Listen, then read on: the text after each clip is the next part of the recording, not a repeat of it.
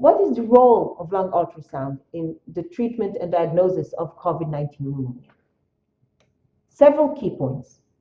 First, lung ultrasound has several roles, depends on the location. It has a different role in the emergency room versus the intensive care unit. Remember that the features of lung ultrasound are not specific for COVID-19 pneumonitis. Any viral pneumonitis can look exactly the same. And if there are only B lines, it can also be a cardiac failure. So please keep that in mind. Lung ultrasound is far more sensitive than chest x-ray for pneumonitis. You can see B lines well before you will see any signs on the chest x-ray. However, lung ultrasound only assesses what touches the pleura. So if you want to see what's happening in the middle of the lung, you need to go and do a CT if you want to see deep lesions from the pleural surface.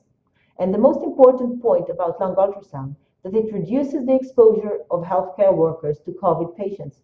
You don't need to mobilize an X-ray machine with a technician to the patient. You don't need to take the patient to CT. You can just do bedside ultrasound.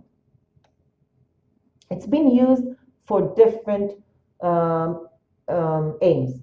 So in the triage area, this is one flow chart from the Palmcrit people in the US. They're actually using this scheme of imaging with patients with respiratory symptoms and suspected COVID. So after you initially evaluate the patient clinically, you can do a chest x-ray and the lung ultrasound. If both of them negative, then you don't need to do anything and just see how the patient is doing. If the chest x-ray is normal, but the lung ultrasound shows B lines, then you can consider a CT to assess what's happening deeper within the lung. If the chest x-ray is abnormal and the lung ultrasound is negative, which is quite rare, or both of them are abnormal, then again, you don't really need to go to further imaging. You can just assess the patient clinically because you already know that there is something wrong with this patient. Another flow chart comes from the Spanish hospital in Arixica. So this is actually a triage protocol where to hospitalize the patient. So if the patient comes in, has a normal saturation, has an A pattern, no B lines, then you can actually discharge the patient. The same thing is if a patient comes in, has a normal saturation with a B pattern, wet lung, but mild, then also the patient can be managed at home.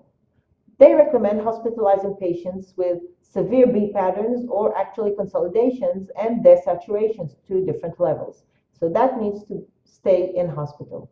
All these guidelines, by the way, have not been validated yet, but they are based on best practice. This is another guideline from Dr. Mike Stone from Butterfly. Again, similar to the Spanish one. If you have A lines and no supplemental oxygen needed, then you can stay at home and self-quarantine. If you don't need oxygen and you have B lines, again, stay at home. If you need oxygen, admit, and then decide whether or not to admit to ICU according to the lung ultrasound.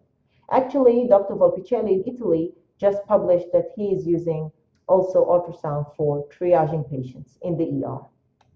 In the ICU, lung ultrasound has different usages.